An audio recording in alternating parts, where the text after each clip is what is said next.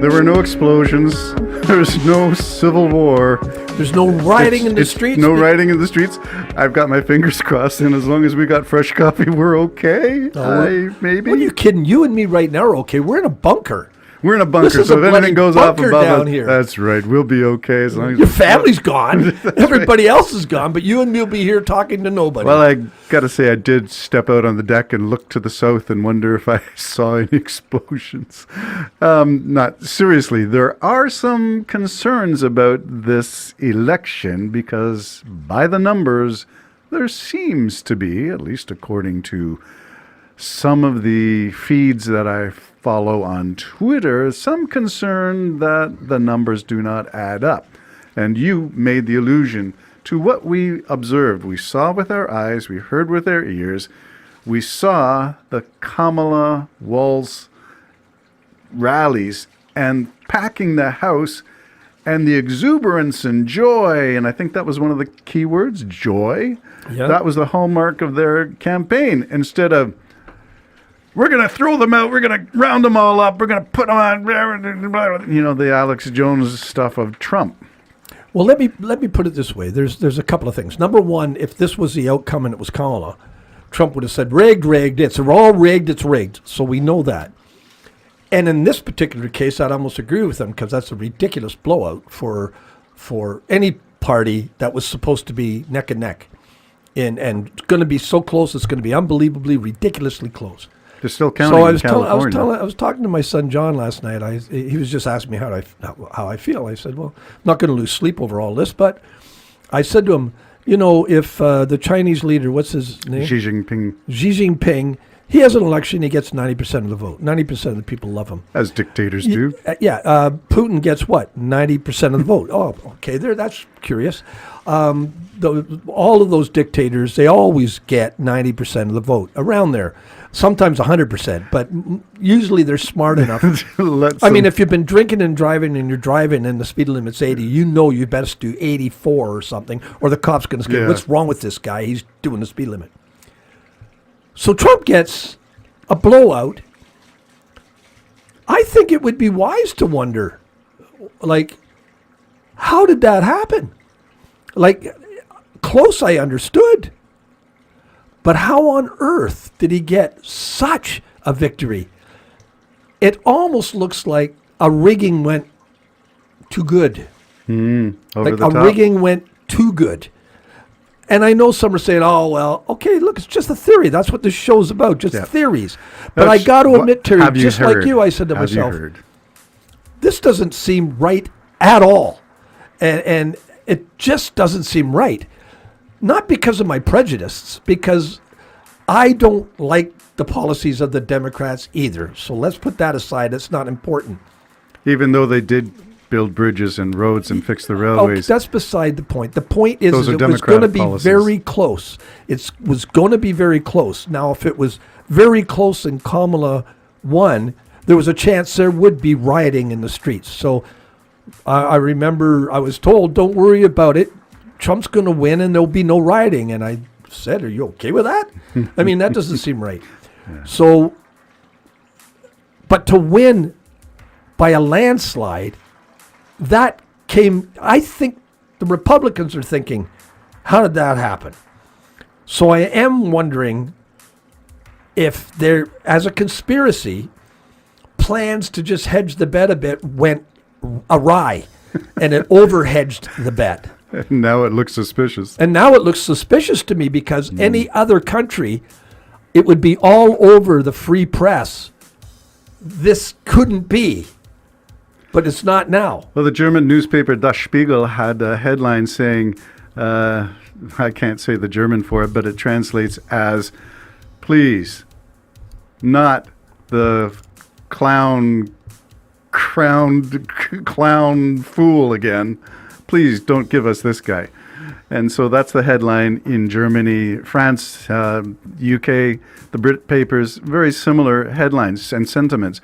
Don't, please, America, what have you done?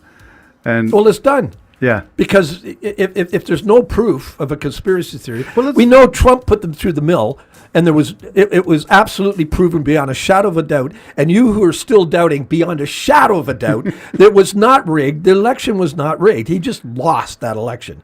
He probably won this election. That's another concern I have. Well, let's go back to the numbers, because I'm sort of a data guy, and I follow this guy. You can look him up, Denver Riggleman. He's also the guy who looked at the 2020 election claims of Donald Trump, and he was in charge of the IT for the January 6th committee. So he's well known in his field of data mining, and he's got some alarm bells to sound. And it's not just him, but all on the feeds that I'm got one ear to the guardrails is the number 15. 15 million Democratic votes seem to be not accounted for. 15 million.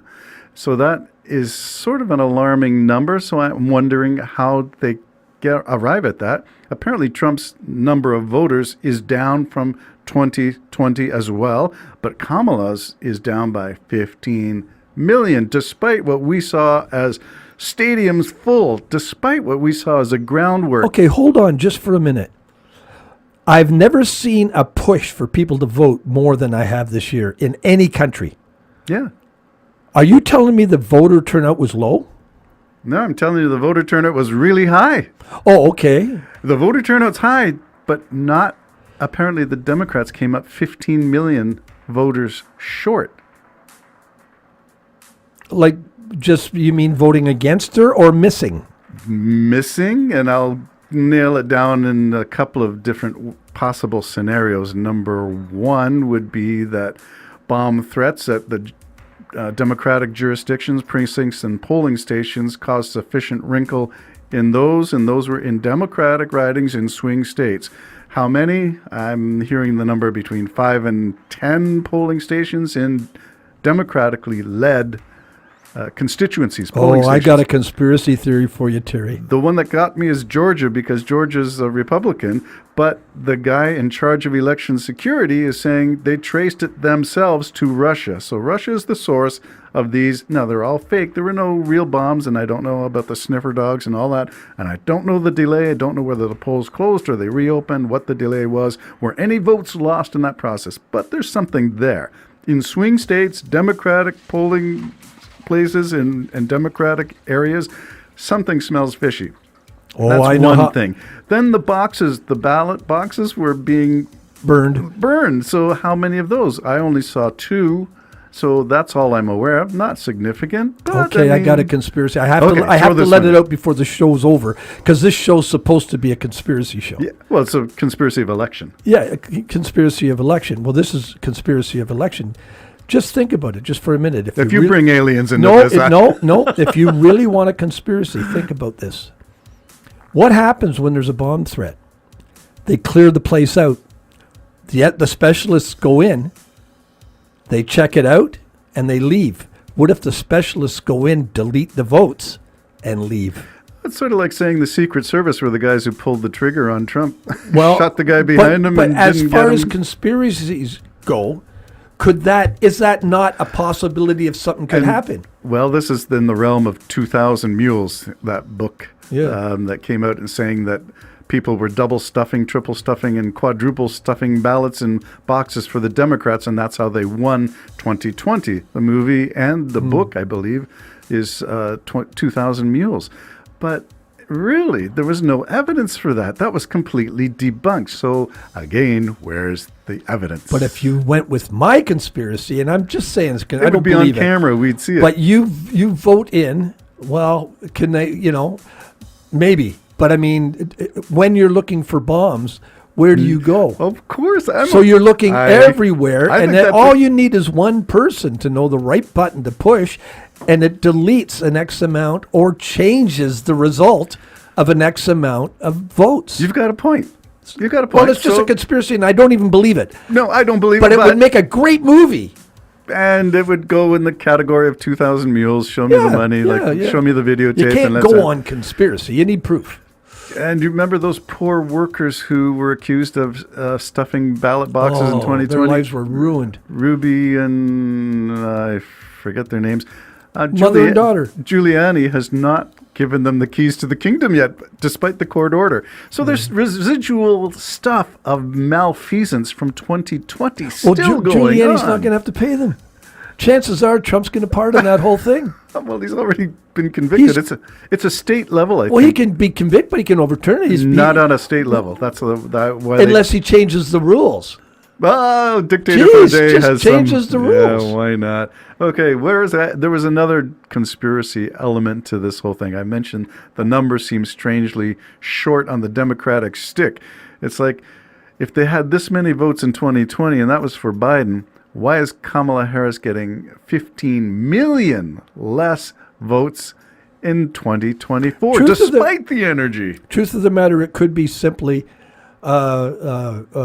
women betrayed her. There's a lot of conservative women who are not pro-choice, so they just may have said, no, I can't, my conscience won't let me vote for this. And that's a shame, because I still say you can make your own decision on those decisions. It's not a law that you have to have abortion. It just means if you want one, you can get one. That's another story.